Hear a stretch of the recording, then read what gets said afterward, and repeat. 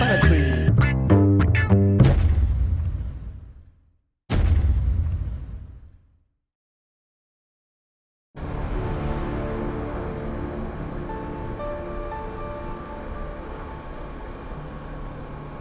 Salut les amis, comment ça va? Alors, vous la sentez la douille arriver là pour les Parisiens, hein? Et puis peut-être même pour tout le monde, tout le reste de la France. Voilà, c'est une petite vidéo rapide en allant sur le chemin de Octobre Rose à la Motte Beuvron pour vous demander justement si vous la sentez cette douille. Alors c'est quoi cette douille? Alors à mon avis, ça va faire mal au trou du cul. Oh là là, c'est la décadence, hein. À propos de l'abaissement de la vitesse à 50 km/h sur le périphérique parisien, tout le monde a entendu parler. Il se trouve que, par effet mécanique, on va dire, l'interfile, la circulation interfile, se retrouve interdite. Vu que c'est à partir de 70 km/h que c'est autorisé sur les départements où c'est encore en expérimentation. Sauf que la FFMC demande à ce que l'interfile soit autorisé dès 50 km/h afin d'être réglo vis-à-vis de la loi. Mais ce qui m'intrigue déjà pour commencer, c'est qu'ils ne se prononcent pas du tout sur l'abaissement des 50 km/h eux-mêmes. Est-ce qu'ils sont d'accord? Est-ce qu'ils ne sont pas d'accord? J'en sais rien.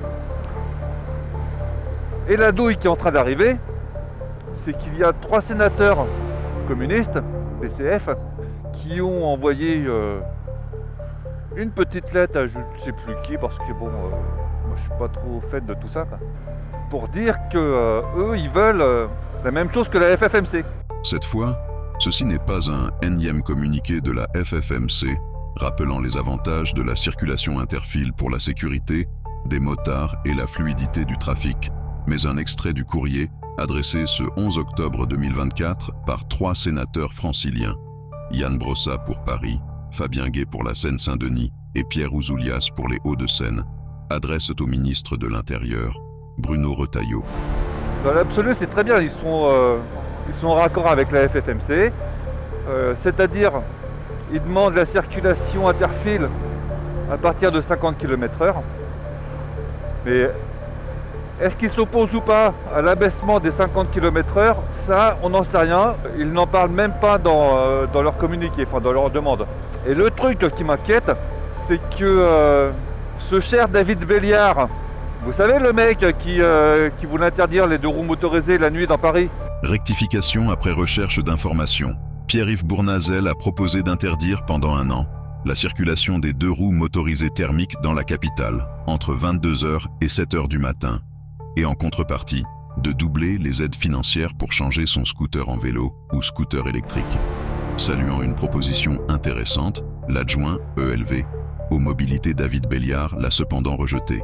Je cite, « Elle ne peut pas être mise en place par la ville car cette compétence relève de la métropole du Grand Paris, MGP, Autorité de tutelle de la zone à faibles émissions, ZFE, a expliqué M. Béliard. On peut néanmoins se questionner sur l'avis de David Béliard si cette décision avait été du ressort de la ville de Paris. » Eh ben il est d'accord avec eux. Cette proposition semble également partagée par David Béliard, adjoint EELV à la mairie de Paris en charge des transports, qui rappelle qu'au moment des consultations concernant les voies dédiées de covoiturage sur le périphérique, nous l'avions alors dit, nous soutenons l'autorisation de l'interfile pour les 2 roues à 50 km/h.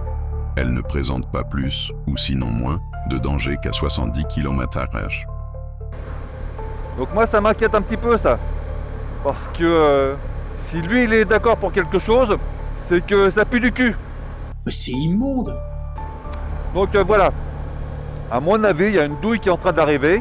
Et les Parisiens vont la sentir bien profond. Ça va bien leur faire mal. Et le problème, c'est que toutes les conneries qui se passent à Paris, nous on finit par les avoir en province. Donc voilà ce qui m'inquiète. Voilà, c'était mon petit coup de gueule du matin, petit coup de gueule du dimanche matin, sur le chemin de la Motte Beuvron. Allez, gros V à tous. Salut tout le monde, ici le cochon qui roule en direct à la fin du montage de cette vidéo. Alors il me semblait important de revenir sur cette idée à la con de vouloir interdire les 2 RM la nuit dans Paris. Et je ne pouvais pas passer à côté du rappel de notre cher Franck-Olivier Taureau de l'association Ras Scout, qui disait ceci à l'époque. Voilà. Allez, je vous laisse juger par vous-même, mais vous aurez une petite idée du personnage si vous ne le connaissez pas. Alors, nous on attend que ce soit que les 2 roues motorisées thermiques soient complètement interdits à la circulation. Donc vous voulez aller encore plus loin? Oh oui, tout à fait. D'accord. De toute façon, c'est ce qui va se passer. Hein, et on se demande qui va faire appliquer cette interdiction entre 22h et 7h du matin, qui me semble un sujet quand même un peu compliqué. Donc pour vous, ce n'est pas le fond de la mesure qui pose problème, c'est plutôt sa mise en application, si je comprends bien. Oui, c'est la mise en application, et puis... Oui, tout à fait, c'est la mise en application notamment. Et après, comment on va mettre ça en place, vu le nombre de 2 roues motorisées thermiques qui circulent, notamment les livreurs, etc., les soirées, les nuits, je vois pas comment on va les faire passer aux scooters électriques ou aux vélos assistance électrique, puisqu'en fait c'est un peu ça l'enjeu.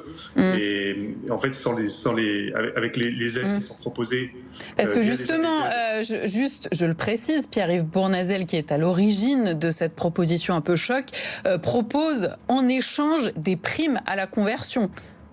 Oui, mais les primes, elles existent déjà, et en fait il y a déjà une prime qui est distribuée par la métropole du Grand Paris.